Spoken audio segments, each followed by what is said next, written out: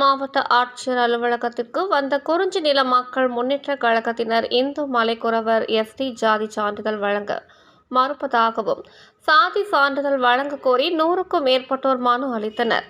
மயிலாடுதுறை மாவட்ட ஆட்சியர் அலுவலகத்தில் நடைபெற்ற மக்கள் குறைதீர் கூட்டத்தில் குறிஞ்சி நில மக்கள் முன்னேற்ற கழகத்தினர் மாநில அவை துணைத் தலைவர் முத்து தலைமையில் 100க்கும் மேற்பட்டோர் இந்து மலைக்குறவர் எஸ்டி ஜாதி சான்றிதழ் வழங்க மறுப்பதாகவும் சாதி சான்றிதழ் வழங்க கோரி மாவட்ட ஆட்சியர் மகாபாரதியிடம் மனு அளித்தனர்.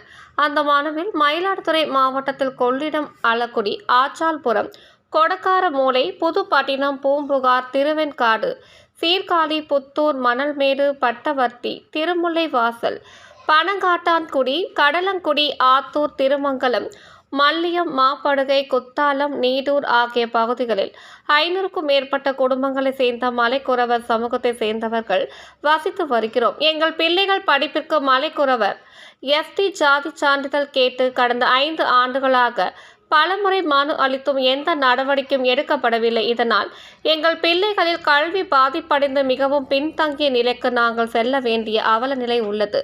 மேற்படி கிராமங்களில் வசிக்கும் குறிஞ்சி நில மக்களுக்கு இந்து மலைக்குறவன் இனத்தவர்கள் ஆகிய எங்களுக்கு எஸ்டி மலைக்குறவன் என்று சாதி சான்றிதழ்கள் வழங்க வேண்டும் என்று அந்த மாணவர்கள் கேட்டுக் கொண்டுள்ளனர். 100க்கும் மேற்பட்டோர்